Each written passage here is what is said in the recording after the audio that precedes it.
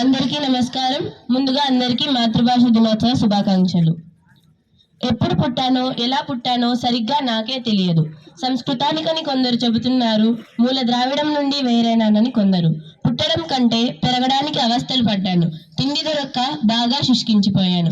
నా అక్కల పరిస్థితి నా కన్నా మెరుగ్గానే ఉన్నది. నన్ను బ్రతికించుకోవాలని నా బిడ్డలు అహర్నిశలు కష్టపడ్డారు.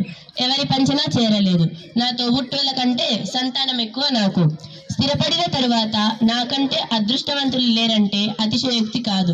షడ్రసోపేతంగా రోజు ముష్టాన్న భోజనాలే విందు భోజనాలే. కానీ ఆ సంతోషం ఎన్నో రోజులు నిలవలేదు. ముఖ్యమైపోతావని, త్వరలో మృతి చెందుతావని కొందరు అంటున్నారు. ఈ మాటలు విన్నప్పుడల్లా కుంగిపోతాను, తల్లడిల్లిపోతాను, భయపడిపోతాను. కంట నీరు రాని రోజు లేదు. ఎవరికి చెప్పను నా బాధ. ఇంతకాలము నాకొక ధీమా ఉండేది. కొంతమంది నా బిడ్డలను చూసి వారిలో చాలా మంది చదువుకోలేదు, కానీ వారే నయం. ఈ మధ్య వారు కూడా మారిపోతున్నారు. నా ధీమా రోజు రోజుకి సన్నగిల్లుతోంది. నా అక్కలను అడిగాను వాళ్ళ పరిస్థితి ఎలా ఉందని. వాళ్ళకేం హాయిగా ఉన్నారు.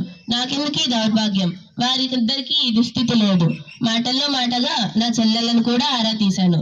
పెద్ద చెల్లి పరిస్థితి నాలానే ఉన్నా మిగతా వాళ్ళు అప్పటిలానే ఉన్నారు. ఏం చేయాలో తోచడం లేదు. నా అక్కల పరిస్థితికి సంతోషించాలా లేదా నా పరిస్థితికి ఏడ్చాలా? ఏడ్చి ఏం సాధిస్తాను? అలా ఆలోచిస్తూ గత స్మృతుల్లోకి వెళ్ళిపోయాను. ఆశ్చర్యం, అద్భుతం, పరమానందభరితం, వర్ణనాతీతం, అనిర్వచనీయం. ఆహా, ఆ రోజులన్నీ అమృత తుల్యాలు, ఆనంద డోలికలు, స్వర్గ సోపానాలు. నాకే నమ్మశక్యం కాదు. నా శైశవం అంతగా గుర్తులేదు. గందరగోళం. నా చిన్నప్పుడు తామ్ర, రజత, బంగారు శాసనాల్లో విలసిల్లాను. బాల్యంలో నన్నందరూ తనివి తీరా ముద్దాడిన వారే. ఒకప్పుడు నా అక్క చెల్లెల కన్నా నాకే గుర్తింపు ఎక్కువ. వయసులో పెద్దవారు కావచ్చు, కానీ వయ్యారంలో నేనే గొప్పదాన్ని. పద్యము, అవధానము ఈ ప్రపంచంలో నాకొకదానికే సొంతము. రాజుల ఆలనా పాలన పుష్కలము. నన్ను ఆదరించని వారు లేరు. కొంతమంది రాజులు నా కోసం ప్రత్యేక కొలువులు ఏర్పాటు చేసుకున్నారు. అది నా గొప్పతనం. నిత్య పూజలు, ధూపదీప నైవేద్యాలు. అబ్బా అబ్బబ్బా, ఎక్కడ చూసినా నేనే, నా మాటే. గండ పెండేరాలు, కనకాభిషేకాలు, అగ్రహారాలు సదా మామూలే. నా సౌందర్యం వర్ణనాతీతం.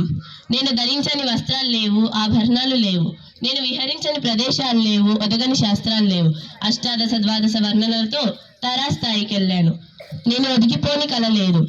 పంచభూతాలు సైతం అబ్బురపడేవి. అప్సరసలు కూడా నా ముందు దిగదుడిపే. 64 కళలకు ఆలవాలమయ్యాను. దేవతలు సైతం నన్ను ఇష్టపడ్డారు. వారి నోట మరింత అందం సంతరించుకున్నాను. నాకు ఆకర్షితులై సాక్షాత్తు ఆ శ్రీమన్నారాయణే వచ్చి స్థిరపడ్డాడు. నాటక సినీ రంగాలు సాగిలపడి మోకరిల్లి నీరాజనం పట్టి కొన్ని దశకాలాలు కాంతులేనాను. మాయాబజార్, శంకరాభరణంతో ప్రపంచ దృష్టిలో పడ్డాను. నా ముద్దు బిడ్డ వలన నా సత్తా ఏమిటో ఢిల్లీ గడ్డకు సైతం తెలిసింది. దినదిన ప్రవర్ధమానమై నా తోబుట్టుల కంటే అగ్రతాంబూలను అందుకున్నాను. నడకలో, నడతలో, వయ్యారంలో ప్రపంచంలోనే 2వ స్థానం నాది. అలా అలా మధురమైన గత స్మృతుల్లో నుండి గబక్కున వర్తమానంలోకి వచ్చాను. వాస్తవంగా నా పరిస్థితి అధ్వానం. నా అక్కల పరిస్థితి మెరుగ్గా ఉన్నది. ముందు నుంచి నా పిల్లలకు నిర్లిప్తత ఎక్కువ, నా కోసం పోరాడే తత్వం తక్కువ. కానీ నా అక్కల పిల్లలు మాత్రం వారి తల్లి కోసం దేనికైనా రెడీ. అందుకే నాకంటే ముందే మా అక్కల పిల్లలు బంగారు పీఠం సంపాదించుకున్నారు. వాళ్ళమ్మ కోసం ఉద్యమించారు, సత్ఫలితాలు సాధించారు. ఏ పరాయి తల్లైనా తమ అమ్మ తర్వాతే. తమ్మను అవమానింపరిచే ఏ ప్రయోజనాన్ని వాళ్ళు అంగీకరించరు. అది వారి రక్తంలోనే ఉన్నది. అది వారి జన్మ లక్షణం, జీవ లక్షణం, జీవిత లక్ష్యం కూడా అదే. ఇక్కడ రాను రాను నా పరిస్థితి పూర్తిగా భిన్నంగా తయారవుతున్నది. చిన్నపిల్లల నోట వెంట కూడా నన్ను రానికుండా చేస్తున్నారు. పరాయి తల్లి మధురాతి మధురమని నా ముందే పొగుడుతున్నారు. పొరుగింటి పుల్లకూర రుచి చెందానా పరాయి తల్లికి అరులు చాచుతున్నారు. ఎవరేమన్నా నేను సర్దుకుపోతున్నాను. ఎప్పటికైనా తమ తప్పులు తెలుసుకుంటారని. పరాయి వాళ్ళు తెలియక నా గురించి ఏమన్నా అన్నా భరిస్తానేమో, కానీ నా బిడ్డలే నా గురించి అనరాని మాటలు అంటుంటే సహించలేకపోతున్నాను.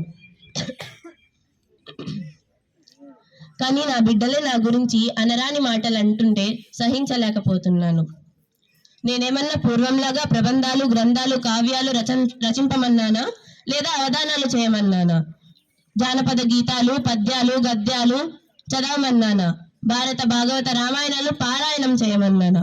దేవుని దయ వల్ల నా బిడ్డల ఆలోచనలను వ్యూహాలను ఎప్పటి నుంచో రాసే సత్తా ప్రస్తుతించే సత్తా నాకు ఎప్పటి నుంచో ఉంది, ఎప్పటికీ ఉంటుంది కూడా. కానీ నా బాధంతా అమ్మ, అక్క, నాన్న, తమ్ముడు, చెల్లి వంటి పదాలకు దూరం అవుతున్నారని. కూడు, కూరు, పువ్వ, తిండి, పులుసు వంటి పదాలే లేవనుకుంటున్నారు. పలక, బలపము, చొక్క, పిల్లి, నెయ్యి, కుక్క, పెరుగు, పాలు వంటి స్థానాల్లో వేరే పదాలు వస్తున్నాయి. చేలు, మల్లు, నాగలి, పార వంటివి గూగుల్లో వెతకాల్సిన అవస్థలు వస్తున్నాయి.